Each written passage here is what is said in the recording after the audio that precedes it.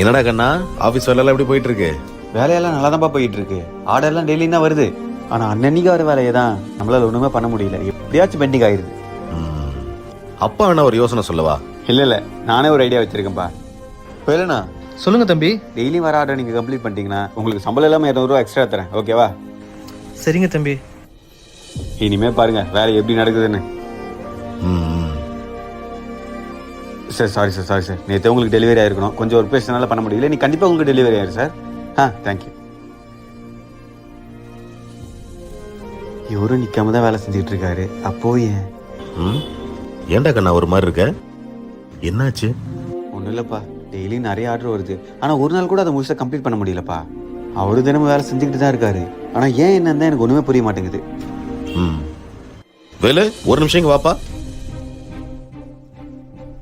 போய் டீ சாப்பிட்டு ஒரு அரை மணி நேரம் ரெஸ்ட் எடுத்துட்டு வா. சரிங்க சார். என்னப்பா பண்ணுறீங்க? இன்னைக்கு வேலை எப்படி போச்சுன்னு ஈவினிங் எனக்கு கால் பண்ணுப்பா.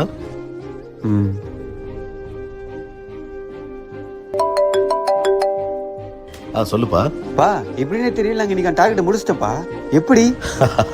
அது ஒண்ணு இல்லடா கண்ணா, நீ பணத்துக்கு முக்கியத்துவம் கொடுத்த, நான் மனுஷனுக்கு முக்கியத்துவம் கொடுத்தேன். புரியலப்பா. நமக்கு வேலை முக்கியம்தான், அதோட வேலை செய்யறவங்க ரொம்ப முக்கியம் இல்ல. அவங்க என்ன மிஷினா நிக்காம வேலை செய்யறதுக்கு? நான் அந்த தம்பிக்கு தேவையான ரெஸ்ட் கொடுத்தேன், அவன் நமக்கான வேலையை முடிச்சு கொடுத்துட்டான். அவ்வளவுதான்ப்பா. Download ShareChat.